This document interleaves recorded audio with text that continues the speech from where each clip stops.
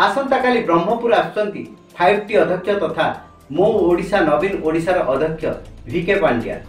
सहरर बुढ़ी ठाकुराणी मंदिर परिदर्शन सह रिंग रोड कार्य, चर्च उन्नतीकरण और एमकेसीजी कैंसर केयर करिवे समीक्षा।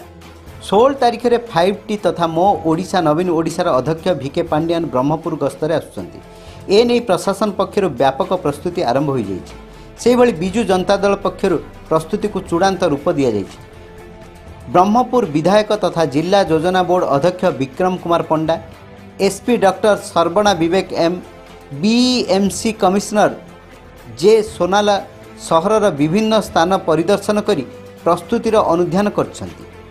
सहरर चर्च पड़िया, बिजु पट्टनायक पार्क, बुढ़ी ठाकुराणी मंदिर, फास्ट गेट आदि अंचल परिदर्शन करी विभिन्न व्यवस्था संपर्क में आलोचना करछंती।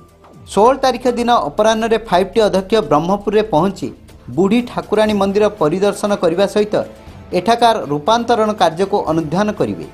से भली रिंग रोड कार्य, मुख्यमंत्री स्वतंत्र सहायता अधीन में जारी रही चर्चर उन्नतीकरण, एमकेसीजी कैंसर केयर यूनिट आदि परिदर्शन करी उन्नयन कार्यर समीक्षा करिवे बोली ब्रह्मपुर विधायकों सूत्रରୁ जଣାପଡ଼ିଛି।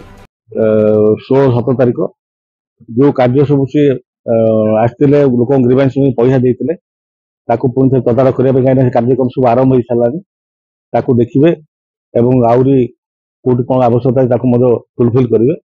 से 16-17 तारीख दिन आसुँच।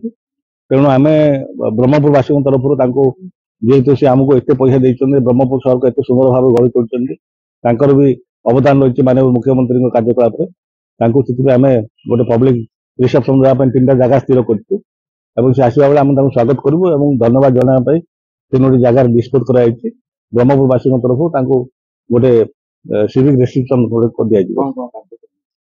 कार्यक्रम किसी ना सी बुले सब कार्यक्रम ठाकुराणी मंदिर आरंभ सब बुले से भितर आम आमर पब्लिक तरफ धन्यवाद अर्पण करूँ और स्वागत करूँ।